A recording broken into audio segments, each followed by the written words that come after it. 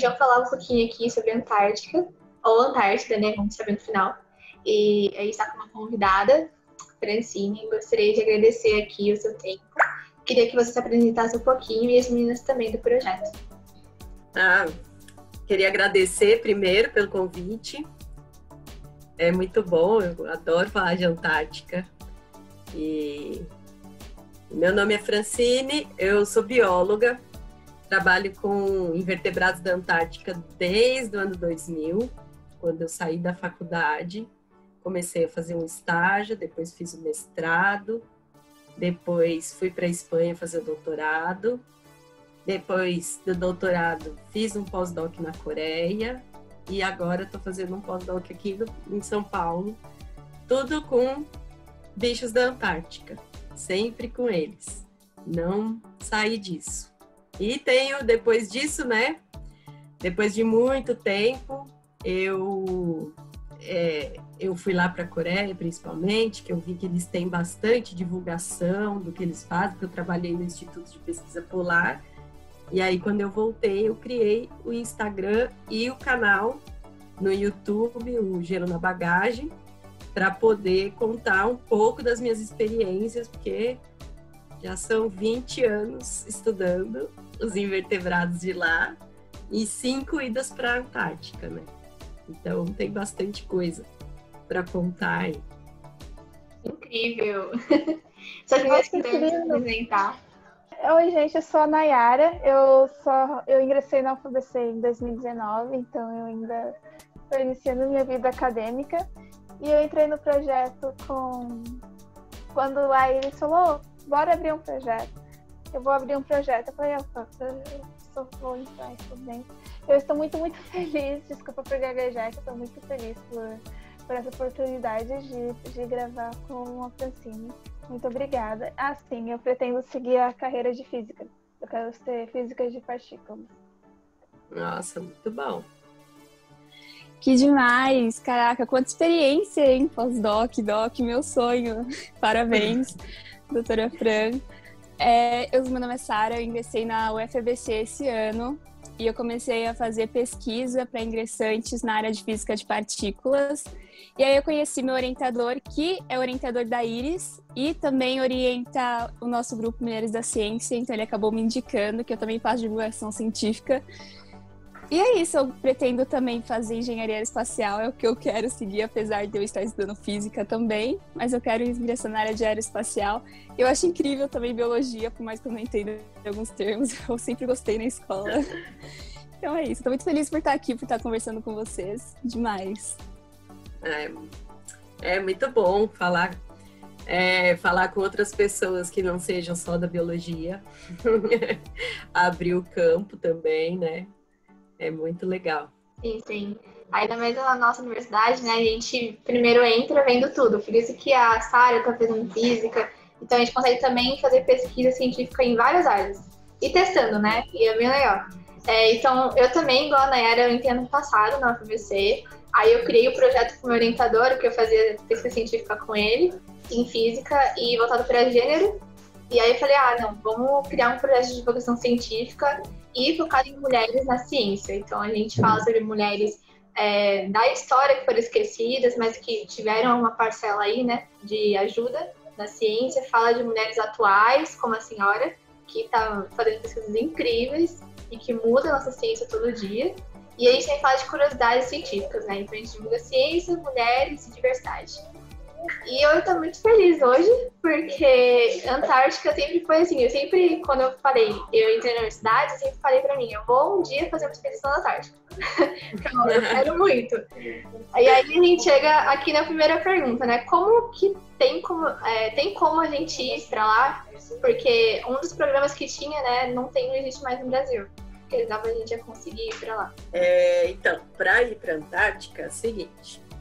vocês precisam, primeiro de tudo, entrar em um projeto que trabalhe com a Antártica, né? Então, no caso de vocês, teria, deixa eu ver, a professora, acho que a mais perto é a professora Emília, que é do Mackenzie. Ela trabalha no Mackenzie e no INPE. e ela trabalha com essa parte mais de física. Então, me pergunte exatamente, que aí quem não sabe explicar para vocês sou eu. Mas, primeiro de tudo, é entrar no projeto, né? Entrar em contato com esses professores que tenham um projeto parecido com o que vocês queiram fazer. E, assim, mostrar que vocês têm interesse, mostrar serviço, vamos dizer, que aí esses professores que têm projetos por lá, que têm financiamento para ir, eles vendo que vocês têm uma grande, né, um grande envolvimento com a pesquisa e tal, eles escolhem os alunos, cada professor escolhe os seus alunos para ir com eles, entendeu? Então, tem gente que vai, eu fui quando eu estava no mestrado, mas a outra menina que foi comigo, na época, ela estava na graduação ainda. Então, vai depender do professor escolher os alunos que ele quer que vá junto. Você foi pela primeira vez quando estava no mestrado, e como foi esse processo de chegar à Antártica? Olha, para ir para a Antártica, eu entrei no estágio em 2000, né? Quando eu saí, estava quase saindo da faculdade. Aí eu comecei um estágio como é que fala? Para já, né, um aluno, um estagiário formado. Depois de um ano que eu passei estudando, fazendo tudo, aí eu consegui entrar no mestrado. E aí, quando eu estava no mestrado, 2 anos, eu entrei em 2002, quando foi em 2003, eu fui para a Antártica, a primeira vez. Eu fui como... na verdade, meu projeto já era um outro, com algas, e aí eu fui, que era um projeto da minha orientadora, para trabalhar com cadeia alimentar. Então, foi a primeira vez que eu fui estudar a parte de cadeia alimentar, tudo. Tanto que depois que eu fui para o doutorado, eu fui trabalhar com essa parte de cadeia alimentar dos animais, né? Então, eu mudei um pouco. Essa aqui é minha orientadora. Vou até compartilhar aqui. Olha lá, eu fiz Mackenzie.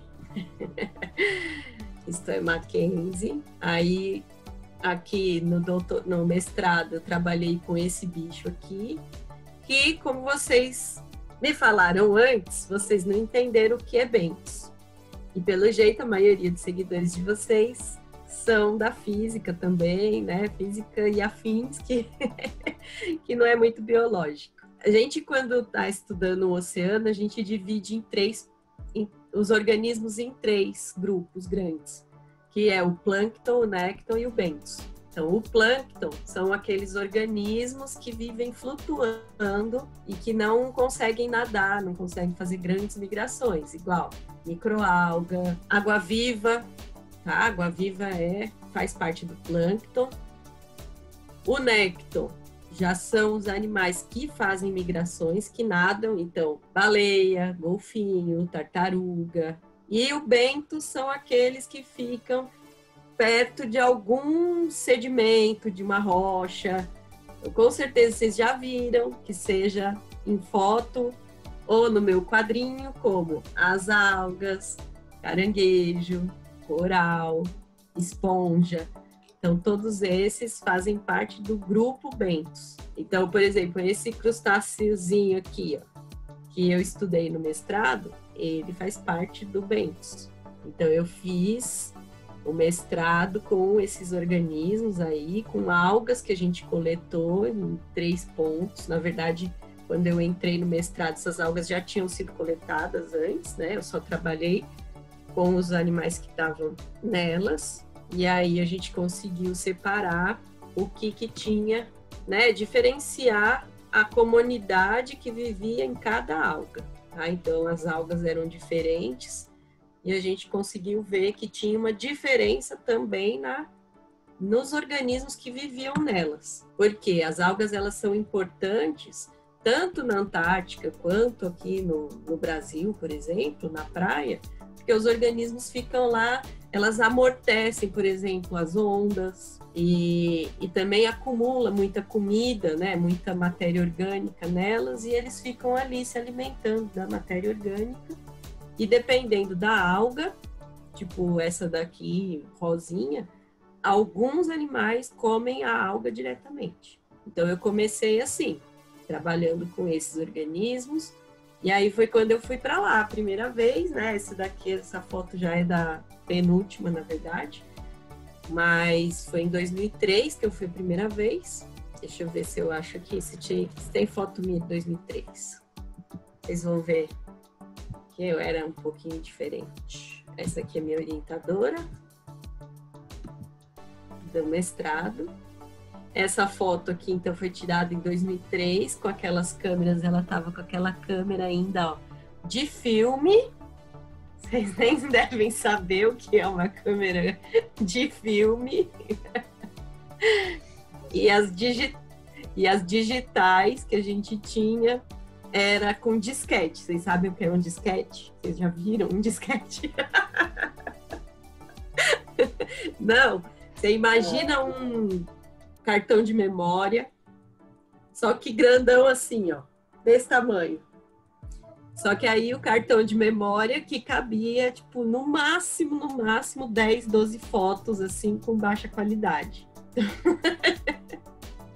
Era assim que a gente ia, fui para a Antártica a primeira vez. Olha a qualidade da foto, tá? Essa sou eu em 2003. Uma dúvida que eu tenho é como vocês fazem para chegar até lá? Vocês vão de barco? Como que é? Para chegar lá, tem algumas opções. Entre elas, a gente vai ou de navio ou de avião. Então, a gente vai com o avião Hércules, que é da Força Aérea Brasileira. Ele é muito confortável, tá? Olha ele aqui. A gente vai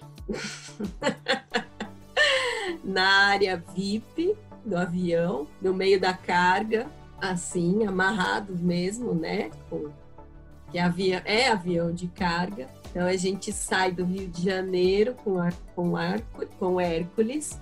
Ele para em Pelotas. De Pelotas, ele para em Punta Arenas para abastecer, que é, né, no Chile, a última cidadezinha do Chile.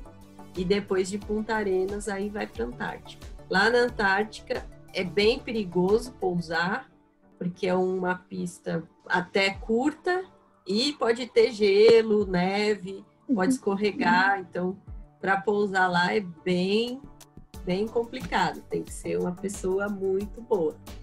E no total, demora quanto tempo para chegar lá de avião? No total, Rio de Janeiro, Pelotas, dá umas 2 horas. Depois Pelotas, Punta Arenas, acho que são umas 4. E depois Punta Arenas, Antártica, se tiver bom, se tiver teto, né, que eles falam, aí demora umas 2 horas também. Acho que aqui. Aqui tem vezes que a gente consegue só pegar um céu assim, ó, cinza, e aí não dá para pousar. Então a gente sai de Punta Arenas, como já aconteceu. Quando a gente sai, já é um alívio, porque também tem vezes que a gente vai para o aeroporto, manda todas as malas, manda tudo, aí chega lá, tem que voltar porque o avião não vai conseguir pousar na Antártica. Ou tem vez que chega até a Antártica, mas o teto tá assim, né? O céu tá tudo cinza, também não consegue pousar, aí volta tudo para Punta Arenas. É bem complicado. E outra maneira que vocês tinham me perguntado, que é de navio. Então a gente tem que cruzar o que a gente chama de Estreito de Drake, que é aqui, essa pontinha. Então a gente sai de Punta Arenas, que é aqui na pontinha do Chile, para cruzar, que a estação brasileira fica em uma dessas ilhas aqui. Então a gente tem que cruzar esse oceano. A gente fala que é o pior oceano do mundo. Por quê? Porque quando foi separar tudo lá, né, todos os continentes se separaram, que aconteceu? Começou a aparecer aqui, ó, como se fosse um degrauzão embaixo. E a Antártica, em volta dela, ela tem umas correntes de ar, assim, umas massas de ar, e um vento que pode chegar a 300 km por hora. Então, imagina aquele vento batendo a 300 km por hora na água, com esse degrau, vamos dizer assim, essa montanha aqui embaixo, ó, tá vendo? Dá para ver aqui, ó, quase que ligando a Antártica à América do Sul. E aí que a gente tem esse mar aqui.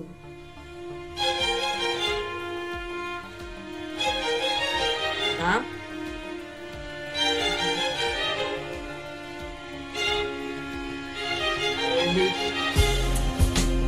A gente tem ondas de 8 a 10 metros de altura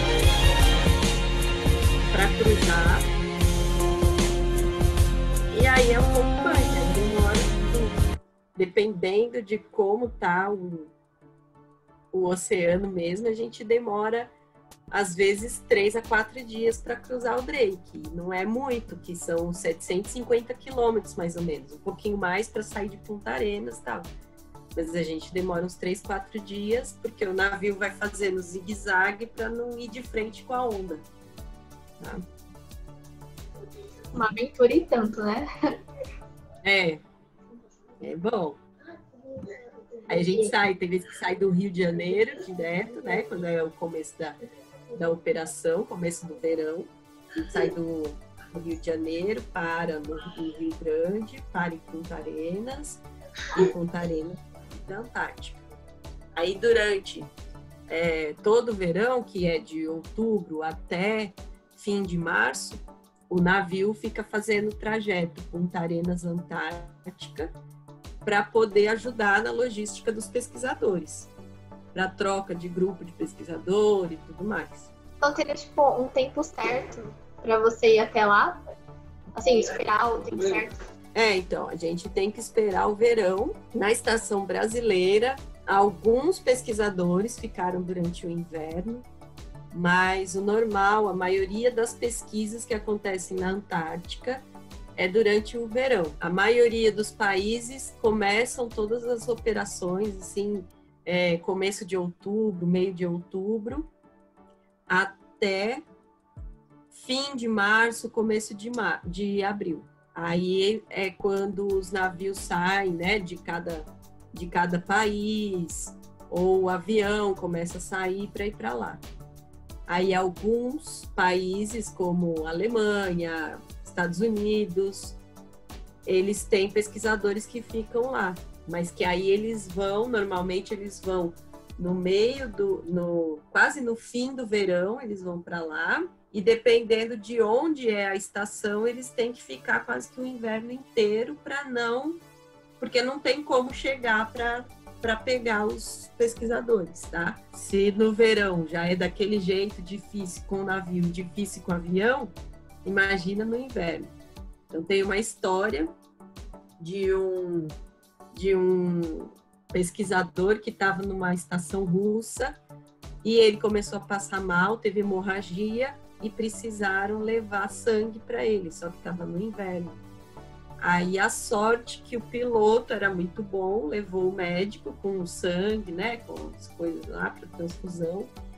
E aí o cara não desligou, o piloto não desligou o avião. Por quê? Se ele desligasse, com o frio que faz, ia congelar o motor e não ia ligar de novo. Então tem tudo isso.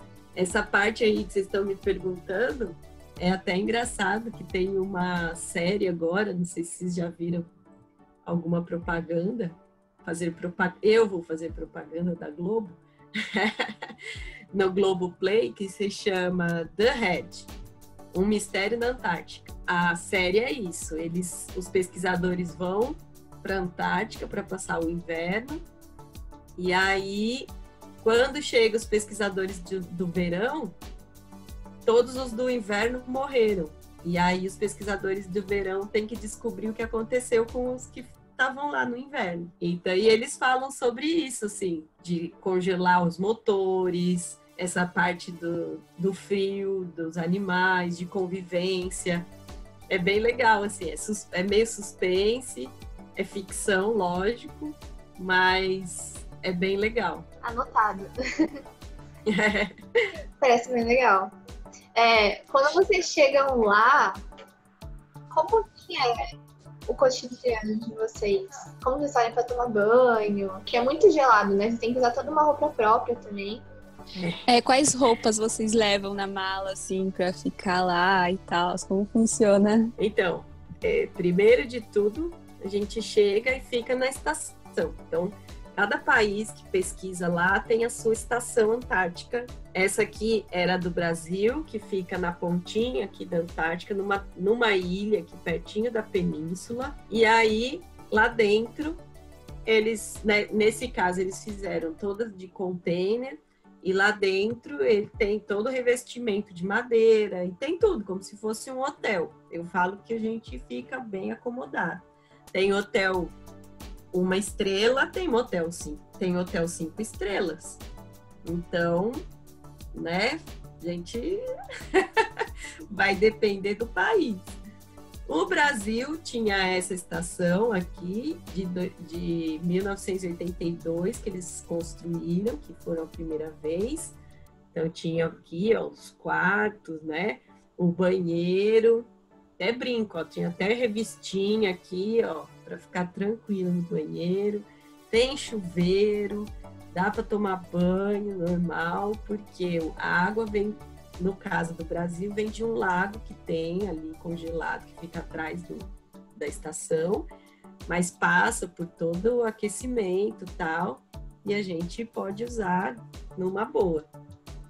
Então, a cozinha. No nosso caso, quem ajuda na logística toda é a Marinha do Brasil. Então, os marinheiros que vão com a gente, que pilotam o bote, os tratores, que cuida dos computadores, e tem o cozinheiro também. E aí a gente come o que o cozinheiro faz, que o navio leva todos os ingredientes. Então, no caso do Brasil, vai levar a comida brasileira, tá? Aí a gente tem aqui, o laboratório, né? Essa aqui é uma roupa, vocês estavam perguntando, que a gente usa normalmente ou para lavar alguma coisa que está muito frio, porque esse laboratório aqui não era aquecido, nada, era na parte, não era externa, mas não tinha aquecimento, nada, tá? Ele tinha como se fosse uma garagem. E aí, que era pra gente mexer mesmo ali na lama. Como eu trabalho com bentos, que eu falei para vocês, os bichos ficam no fundo do mar. Então, muitas vezes, quando a gente coleta, quando traz, eles estão cheios de lama. Então, a gente tem que lavar para depois estudar. E essa roupa aqui, ela é como se fosse um colete salva-vidas. Então, se a gente cai na água, ela boia. Ela tem mesmo um colete já aqui preso nela, né? Já faz parte da roupa. E aí a gente põe a roupa por baixo, normal, põe ele por cima. Então, o normal, assim, quando tá, né, a média de 0, sem vento, aí dá até às vezes para sair de calça, uma calça de moletom mais grossa e uma blusa de moletom com a segunda pele, né, sempre, mas dá para sair com isso. Lógico que você não vai muito longe, porque pode virar o tempo muito rápido. Na Antártica o tempo vira muito rápido. E quando a gente vai sair de bote ou quando tá no navio, a gente usa essa laranjona aí, que a gente chama de Mustang. Só que aí em 2012 a estação brasileira pegou fogo, construíram o que a gente chama de módulos emergenciais aqui. Na verdade, eles colocaram em cima do heliponto, que já existia, e aí diminuiu a quantidade de pesquisadores que podiam ir para lá, tal, né? Os camarotes aqui, né? Os quartos já eram compartilhados, não era mais de 2 pessoas só. Todas as estações têm a sala de secagem que a gente fala, porque quando a gente sai pode nevar tudo, e aí a gente volta com a roupa normalmente molhada, põe aí, deixa a bota também, tudo, né, suja. E aí, esse ano, construíram, né, inaugurou a nova estação Antártica. E aí, a gente tem toda a comodidade. Aí, eles fizeram... Agora tá um hotel 5 estrelas, assim. E tudo novinho.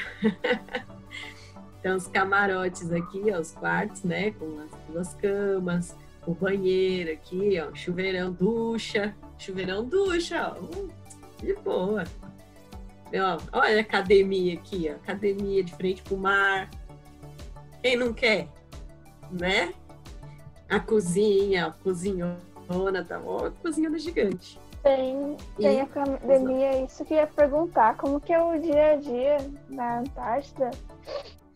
Então, normalmente quando a gente tá na estação, a gente chega lá, aí como tem o cozinheiro, tem todo mundo, né, ali das operações ali da logística, porém, a gente forma os grupos de trabalho. O que são os grupos de trabalho? São os grupos que vão ajudar na limpeza. Então, todo dia, eu não lembro se é todo dia ou de semana em semana, que aí cada um vai fazer uma parte, acho que é todo dia. Cada um tem que limpar uma parte. Aí, se por acaso está escalado para fazer trabalho de campo, né, para sair, aí tudo bem, sai, mas aí já sabe que da outra vez tem que trabalhar, mesmo assim, tem que fazer. Então, todo mundo limpa. O chefe da estação, que normalmente é comandante da Marinha, ele entra para o grupo de trabalho. Os pesquisadores, seja professor, seja estudante, eles vão entrar para o grupo de trabalho. E de domingo, normalmente, o cozinheiro tira folga. Aí, quem está no grupo de trabalho do domingo tem que cozinhar. Né? E aí, a gente tem a rotina que é de 7 da manhã, toma café, se o tempo tá bom, a gente sai para fazer coleta, se não tá bom, a gente ou vai para o laboratório, ou vai trabalhar no computador, se tá muito já de saco cheio, aí tem sala de TV. No Brasil mesmo, na estação brasileira, já tinha uma salona de TV, assim, tinha até Globoplay lá, pegava. Aí imagina agora que tá chique, com uma estação nova, e diz que fizeram uma internet super boa, já conseguiram fazer várias lives de lá, então deve estar muito bom. Na estação argentina, por exemplo, tem como se fosse um cinema. Eles chamam de cinema, o cinema da Antártica. É uma salinha de cinema. Uma coisa que eu me pergunto, é importante, não é? Se a gente em casa já com confinamento. Assim.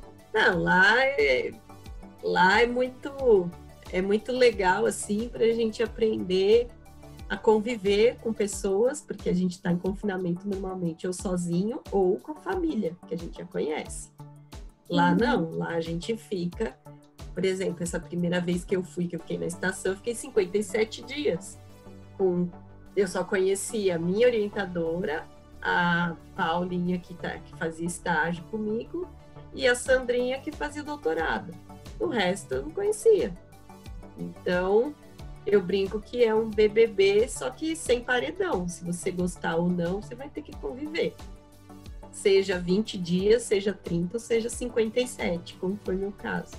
Quando eu fui para a estação coreana, aí eu fiquei 67 dias. E ainda num lugar, né? E era totalmente diferente. Aqui eu acho que eu tenho algumas fotos da estação coreana. Essa aqui é a estação chilena. E aí também eles têm tudo, porque aí eles mandam os militares para lá com a família inteira. E aí então tem escola, tem hospital, tem igreja, tem tudo. E é aqui que o avião pousa. Essas são as estações coreanas, ó, o país, então o país, se tiver dinheiro, pode ter quantas estações quiser. A Coreia, por exemplo, tem 2, o Chile tem 9 estações, a Argentina tem 13, pode ter. Aí também, ó. Tem tudo de conforto, ó, o quarto era gigantesco, né? Tinha de tudo, o laboratório lá deles, a gente chegou ainda, tava o prédio do laboratório e dos quartos estava sendo inaugurado. Então a gente tirou o plástico da cama, assim, porque ninguém nunca tinha usado. Aí eles construíram um museu, eles têm estufa lá, né? Só que aí eu fui também para o navio coreano, que também é todo conforto. Esse aqui é o navio brasileiro, tá? Esses dois aqui são os navios brasileiros.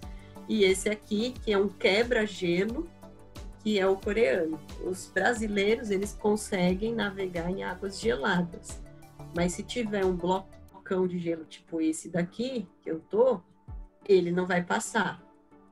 O da Coreia, não. Da Coreia é um quebra-gelo. Então, ele vai mesmo rompendo e vai passando. E aí, a gente consegue chegar em locais que o Brasil não chega. E o navio era tão grande, todo chique, que isso aqui, ó, que eu tô aqui do lado, é um elevador. Tinha um elevador dentro do navio. A mesma coisa com o avião. Como eles não têm a marinha, né, não tem os militares de apoio, é tudo civil. Tudo. Eles têm que contratar, tudo o projeto tem que pagar. Então, a gente foi de avião normal, da Coreia até Punta Arenas, e de Punta Arenas para a Antártica, a gente pegou esse aviãozinho de linha, que é uma empresa de turismo, tá? Então, olha a diferença lá dentro, né? Todo acolchoado, tudo bonitinho, bem diferente do nosso aqui, que a gente vai com o Brasil. E aí, então, eu fui, é bem distante, né, que a gente veio, fez esse caminho, e de navio eu fui para Nova Zelândia, nós pegamos o navio na Nova Zelândia e cruzamos tudo aqui até chegar na pontinha da península para fazer a coleta. Tá? Então, essa aqui foi a primeira vez que eu fui com eles, essa foi a segunda. A comida é assim, se a gente está na estação brasileira, a gente vai ter comida brasileira. Se a gente está na estação coreana, a gente vai ter comida coreana. E assim vai. Se a gente está na estação chilena, nós vamos ter comida chilena. Então, não sei se vocês gostam de pimenta, porém, a pimenta deles é daquelas pimenta que arde mesmo, que não faz meu tipo. Então, a maior parte do meu problema na Coreia, que eu morei lá 2 anos, foi a comida. E aí eu fui para lá, para a Antártica, e o cozinheiro era coreano, e tinha comida coreana, né? Então, achei aqui, vou mostrar para vocês a cara das comidas que a gente... Essas aqui são as comidas, né? As comidas coreanas que eu comi lá. Então, olha que delícia. Alguns pratos estão meio vazios, assim, porque era a única coisa que eu ia comer, porque eu olhava, não dava para comer, porque tudo que é vermelho, assim, ó, não é molho de tomate, é pimenta, tá? Isso aqui eles chamam de kimchi, que é uma acelga ou repolho que eles deixam ali fermentando, depois eles temperam com pimenta e alho, e eles comem isso no café da manhã, no almoço e no jantar. Com tudo eles comem kimchi. Um dia apareceu esse franguinho assado, que até hoje a gente não sabe se é frango, se é pomba, né? Ou essa canja aqui com o frango inteiro, boiando na água. Ou se não, isso daqui que a gente pensou que era um cérebro e depois a gente descobriu que era o intestino do peixe. Né? Então, essas eram as comidas coreanas que a gente comia. Quando eu estava na Coreia, morando lá em Seul, eu tinha outras opções. Tinha restaurantes, tinha McDonald's, tinha outros lugares. Mas lá na estação coreana, eu não tinha outra opção. Aí um dia, né, de vez em quando o cozinheiro, tadinho, ele via que eu não estava comendo, aí ele vinha, ele me dava um croissant, ele me dava um pedaço de queijo, ele tentava de vez em quando, né? Aí um dia ele resolveu fazer um hambúrguer com batata frita. Aí a batata frita, vocês podem ver que tem uns coisinhos assim, meio esbranquiçados, assim, que é tipo um queijo deles, mas é um queijo adocicado. E aí, quando eu mordi o hambúrguer tinha gosto de canela. O molho, eles fizeram um molho com canela para pôr no meio do hambúrguer. Então,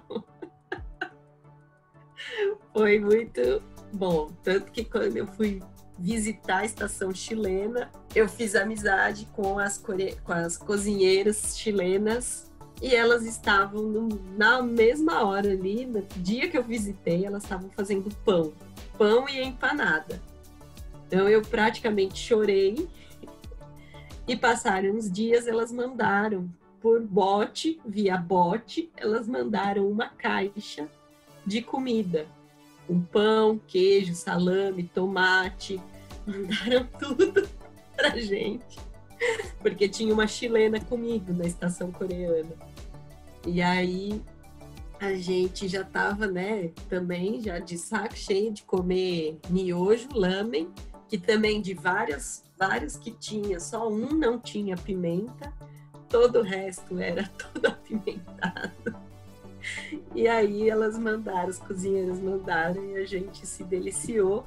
Só que aí, para não colocar tudo isso na geladeira comum e ficar sem, aí o que a gente fez? A gente colocou num saco preto e colocou pro lado de fora da janela. Assim não estragou o queijo, não estragou o salame e a gente ficou com tudo.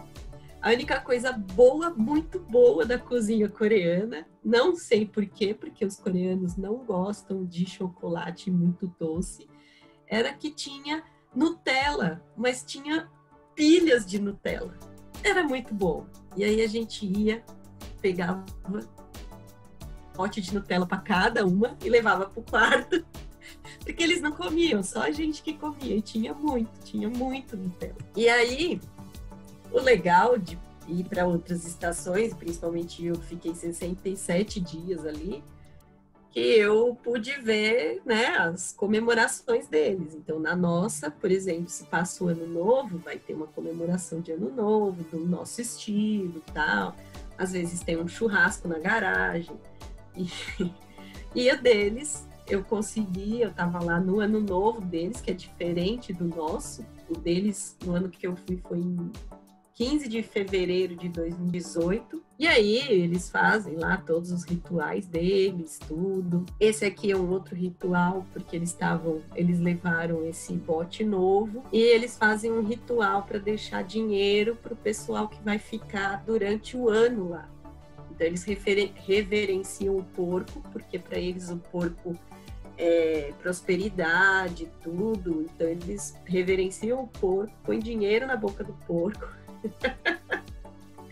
É muito engraçado, é muito legal. E aqui a gente tava, né, a gente por acaso conseguiu que eles montassem a árvore de Natal. E é isso, essa parte que é a mais legal, assim, que é a parte da cultura que você fica mesmo bem inteirada. Eu lá em Seul não tinha muito, né, esse contato de cultura, tal, porque eles são bem fechados. Eu nunca fui convidada para ir para uma festa, né, assim, deles, familiar. Vocês meio que viram uma família, né? Vocês aprendem a conviver. São quantas pessoas, em média, na estação? Que parece tão grande, parece que tem tantas acomodações. Não, vai depender da estação. A nossa brasileira, por exemplo, tem capacidade para... Acho que agora está com 67 pessoas, uma capacidade de 67. Essa coreana, ela tem capacidade, eu lembro que teve um dia que a gente ficou em 101 pessoas. Aí tem uma americana que comporta até 2.000 pessoas. Então vai depender mesmo do país, da estrutura toda que o país consegue oferecer. E tudo bem não ser cidadão do país para poder ir para alguma estação deles? Ou depende do país? Você fala para visitar? Como? Como você foi para da Coreia, como é que você foi? Porque tem alguns países que precisa ser cidadão, não tem nada a ver. Então, aí assim, essa parte vai ser a parte de cooperação científica, tá? A Antártica, existe um acordo internacional que se chama Tratado Antártico. E aí é o Tratado Antártico que rege as leis da Antártica, dizendo que a Antártica não é de ninguém, mas que todo mundo tem que preservar. Só quem tem voz, né, voto para algumas coisas que acontecem, para a melhoria da Antártica, das estações e tal, são os países que fazem pesquisa mesmo lá. E essa pesquisa tem que ser continuada e em cooperação internacional. Então, tem pesquisa em separado, só o Brasil, igual a minha do mestrado, foi só com brasileiros? Foi. Mas tem pesquisas que outros professores fazem parte, então outros professores de outros países fazem parte, e aí pode ter intercâmbio de alunos. Nesses anos todos que a estação brasileira pegou fogo, né, que a gente ficou sem a estação mesmo, com grande capacidade, muitos pesquisadores brasileiros foram para a estação chilena, para a estação argentina, então meio que separou. E no meu caso, o que aconteceu foi que eu fui convidada a trabalhar lá na Coreia, então eu trabalhava para o governo, então como se eu fosse, por exemplo, aqui no INPE, né, que é um instituto de pesquisa. Quem contrata no INPE, por exemplo, vai ser o governo, né?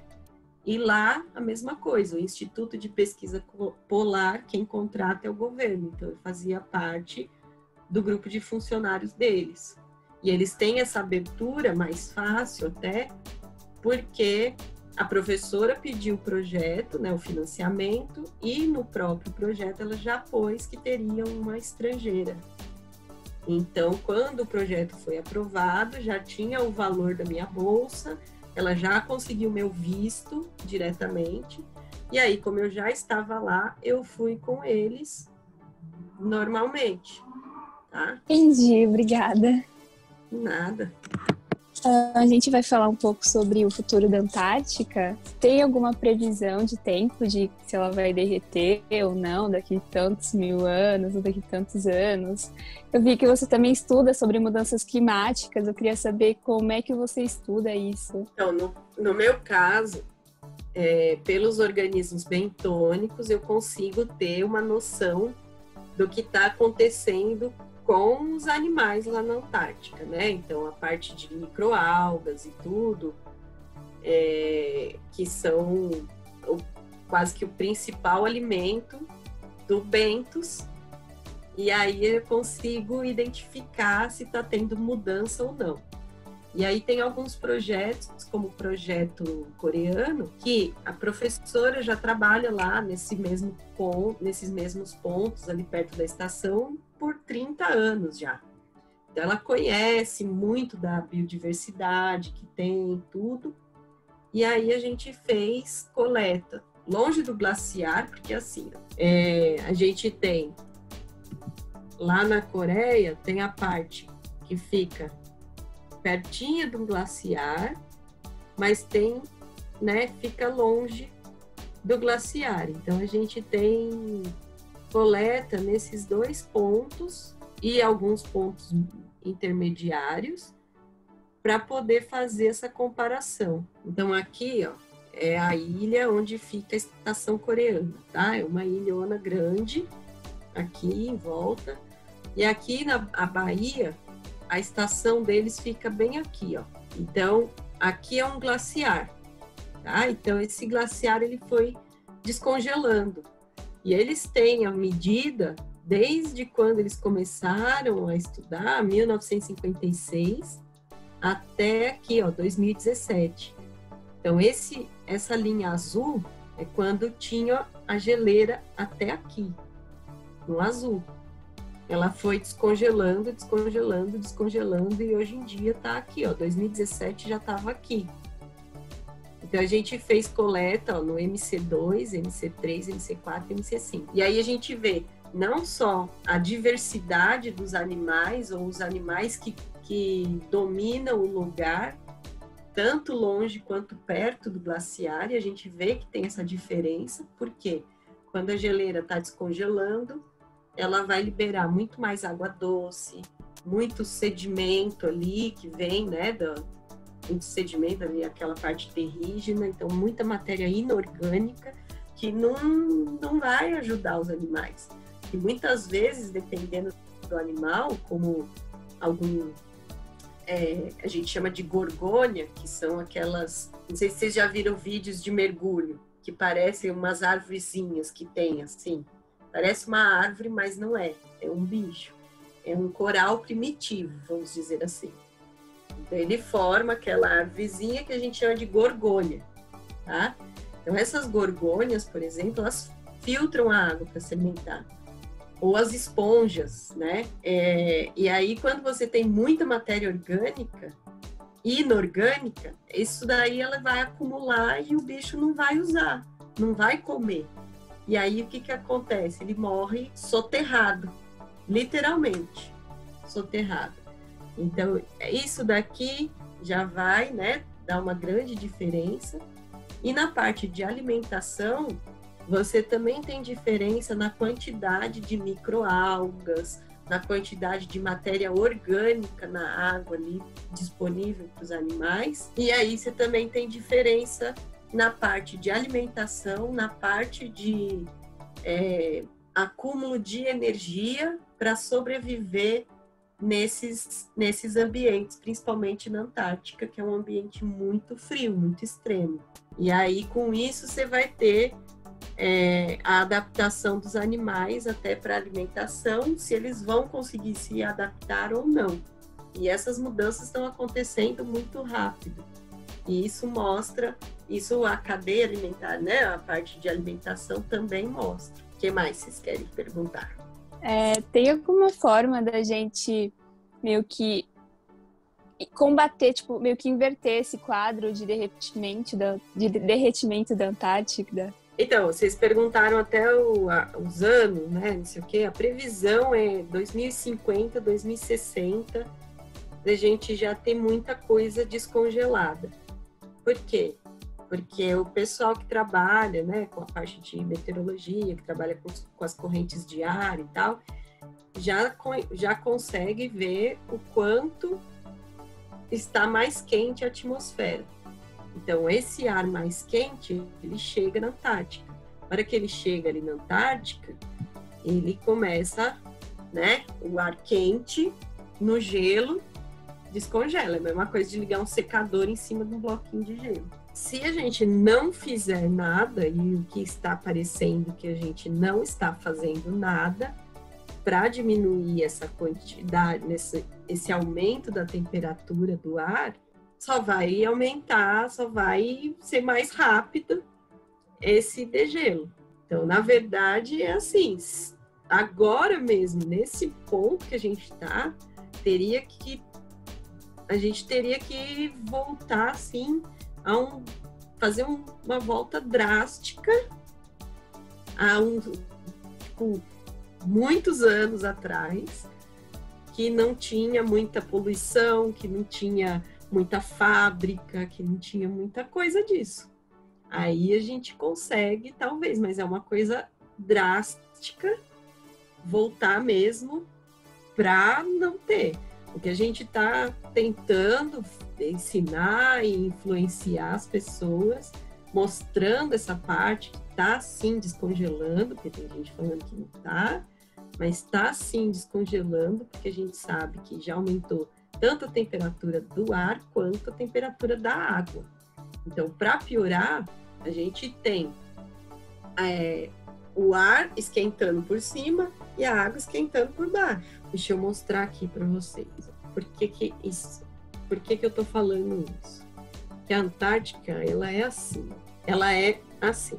A formação dela é a seguinte. Ela tem né? O gelo que foi se acumulando durante anos e anos e anos e anos em cima do continente, que a Antártica é terra coberta de gelo. Então você tem lá um monte de neve acumulada, como se fosse um glacê de bolo. A hora que você jogou a neve, a hora que você joga o glacê, ele vai escorrer, tá? Então, na Antártica a mesma coisa. Tem um monte de neve lá no interior dela, lá no centro, mais ou menos, que vai escorrendo e aí forma o que a gente chama de plataforma de gelo. É formado por neve, acúmulo de neve, mas que está dentro da água ainda. E aí, a gente tem o oceano que congela e descongela, que aí já é essa parte aqui. Então, quando começa a descongelar isso daqui, tudo bem. Porém, isso aqui está segurando todo o resto do glacê. A hora que você tira esse glacê aqui, o que acontece com o que está aqui? Ele vai escorrer mais de novo. Aí, a hora que escorrer mais e entrar na água, aí sim vai ter problema de aumento de nível do mar.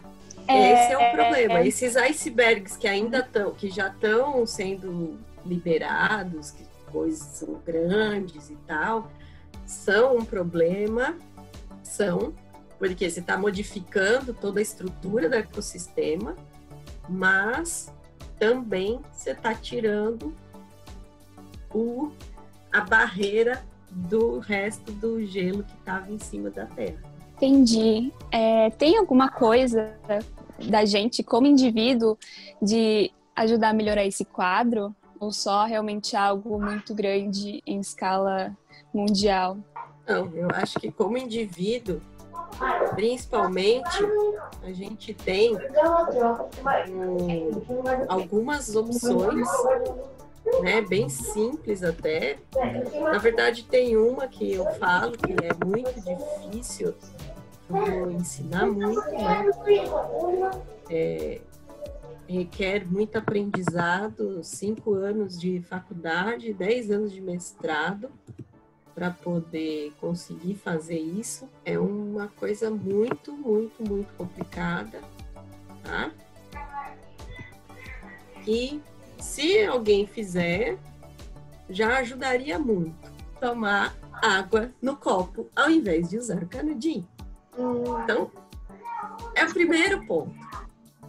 Então, se eu faço, você faz, a Nayara faz, a Iris faz. Você já está parando de usar muita coisa, não tem porquê. O canudinho, ele foi criado para pessoas que estão aprendendo a beber, né? Que não conseguem, então, crianças, nenês, ou para pessoas que têm alguma deficiência, alguma dificuldade para se alimentar, para beber e tal. Então, usa o canudinho. E isso a gente extrapolou. Aí, a partir disso, né, do canudinho, a gente tem todo o problema também do lixo, do plástico com os animais, com tudo. Aí você tem a produção de plástico cada vez mais, que também é uma indústria que polui demais. Então, é a mesma coisa que eu falo sempre.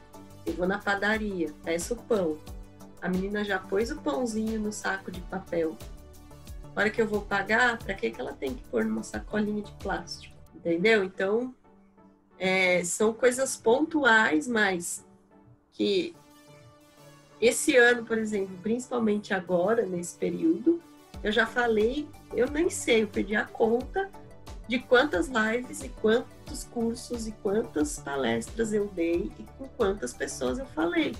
Então, se todas essas pessoas fizerem uma coisinha ou mudarem uma atitude, já é um grande avanço. Então, eu tô tentando diminuir ao máximo o uso de sacolinha. Às vezes eu vou pegar alguma fruta, tento colocar o máximo numa sacola só, para não precisar mais.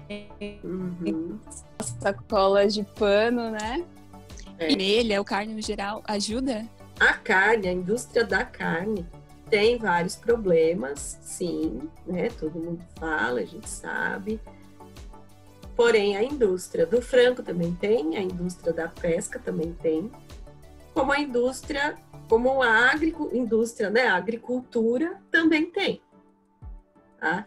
Eu falo que o grande problema do ser humano é que ele é o único ser que tem uma geladeira, né? Então ele quer sempre mais. Ele não quer assim, ele sabe que ele vai vender para 50 pessoas, mas ele pesca, ele caça, né? Ele produz carne, ele produz frango, ele produz peixe, ele produz verdura, não para 50, ele produz para 100, 150 pessoas. Então, sobrepesca, tudo isso está matando tudo. Não é só a carne em si, entendeu? Uma vez eu fiz uma palestra até e foi uma discussão total, porque eu falei que eu vejo, pelo jeito que o ser humano leva, que se todo mundo, todos os seres humanos resolverem parar de comer carne, uma das opções mais viáveis de substituição é a soja. Então é capaz de o ser humano querer produzir muito mais soja do que já tem, até para o gado e para a gente, né? É capaz das pessoas quererem produzir muito mais soja porque as outras pessoas pararam de comer carne. Então, tem essa balança, por mais que já se produz muita soja para o gado, então eu acho que também tem isso, né? Claro, tem outras opções, óbvio, tá? Se você tem a opção, se você gosta, se você quer mesmo seguir essa parte, mas também que siga com consciência, né? Que siga fazendo as coisas certas. Que eu já vi cada loucura, né? Já vi tanto dieta totalmente vegana, mas também totalmente, uma vez eu vi, totalmente carnívora, dieta totalmente carnívora. A menina passou um mês só comendo carne no café da manhã, no almoço, na janta, para rebater o vegano. Não é assim, entendeu? Eu acho que os extremos, o extremo é sempre o pior. Então, eu acho que não compensa. Se você quer experimentar a vida vegana, vegetariana, ok. Eu digo, eu quero salvar a Antártica, quero. Eu tenho as minhas metas, eu quero ensinar, eu quero diminuir o lixo, eu quero diminuir a poluição. Mas, por enquanto, uma coisa que eu gosto muito, que eu não consigo, é a carne. Isso aí eu não nego. Então, eu tento também ir por um outro lado, ajudar pelo lado que eu posso, que eu gosto e tudo mais. Sempre ajudar com o que a gente consegue, né? Com certeza. Perfeito. Então, acho que o individual ajuda, sim, e muito. Tá? Então, aqui tem os exemplos, né? Então, uma escova de bambu, você já está tirando 4 escovas de plástico. Olha aqui, uma caneca, a sua caneca, já tira 500 copos de café. Um canudo, 540 canudos de plástico. Uma garrafinha reutilizável, 167 garrafas plásticas. Entendeu? Então, eu acho que só aqui nós somos 4. Faz isso vezes 4. Então, eu acho que é como a gente fala, né? O trabalho de formiguinha que vai mesmo, vai crescendo. E se for pensar, é mesmo, porque a formiga é minúscula, mas quando você for ver o tamanho do formigueiro, é gigante. Sobre a carne também, mesmo um dia, nós 4, cada um dia sem consumir carne. Também. Entendeu? Mas é isso que eu tô falando. Você fica sem comer carne, mas se você não adota certinho a dieta vegana, vegetariana, você também vai comer ou frango ou peixe. E o peixe também tem essa parte da sobrepesca, tem a pesca clandestina, tem tudo. São vários. São vários fatores, não é uma coisa assim, tipo, não, parei aqui, vou tirar essa e pronto, acabou.